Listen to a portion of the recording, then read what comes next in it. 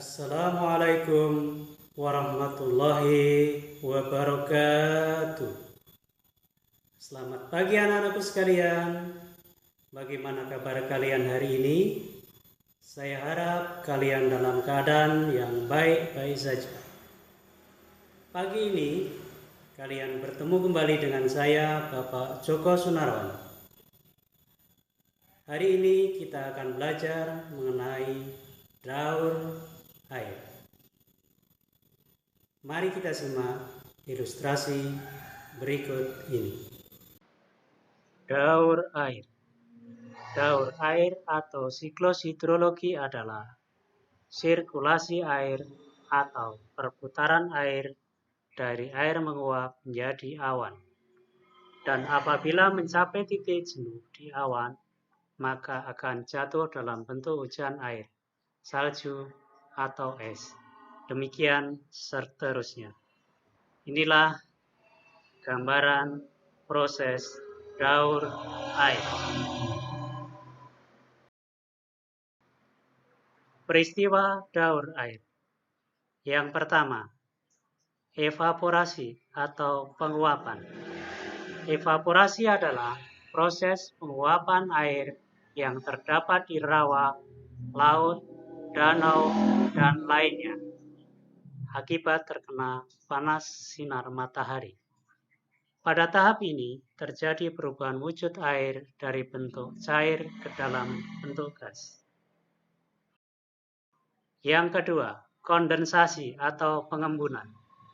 Kondensasi merupakan proses berubahnya air menjadi partikel es yang diakibatkan oleh suhu yang rendah sehingga membentuk awan yang tebal. Air yang di bawah proses penguapan inilah yang akan mengalami kondensasi ketika sudah mencapai atmosfer dalam suhu lingkungan yang rendah. Partikel es di atmosfer saling berkumpul dalam awan yang kemudian memunculkan awan abu atau kabut di langit. Yang ketiga, presipitasi atau pengendapan. Presipitasi adalah curahan atau jatuhnya air baik dalam wujud hujan air, salju, maupun butiran es dari atmosfer ke permukaan bumi dalam bentuk yang berbeda. Proses terjadinya presipitasi akibat uap air menjadi jenuh, kemudian terkondensasi dan keluar dalam bentuk air hujan.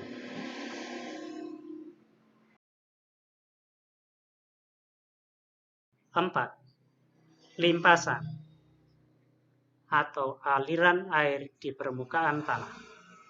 Limpasan ialah suatu proses pergerakan air dari tempat yang tinggi menuju tempat rendah di permukaan bumi.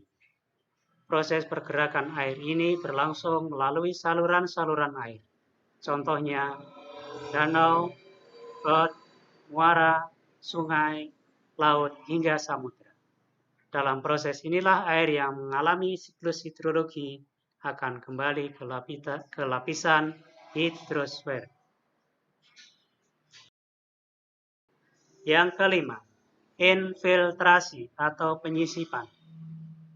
Air yang sudah berada di bumi akibat proses presipitasi tidak semuanya mengalir di permukaan bumi.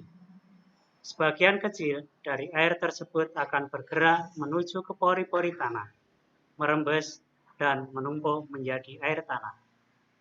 Proses pergerakan air ke dalam pori-pori tanah ini disebut sebagai proses infiltrasi. Proses infiltrasi akan secara lambat membawa air tanah menuju kembali ke laut.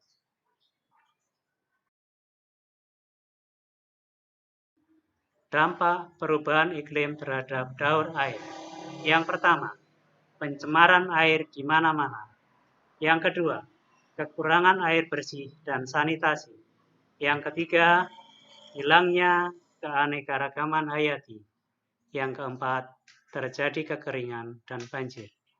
Yang kelima, konflik air akibat kekurangan ketersediaan air bersih di permukaan bumi.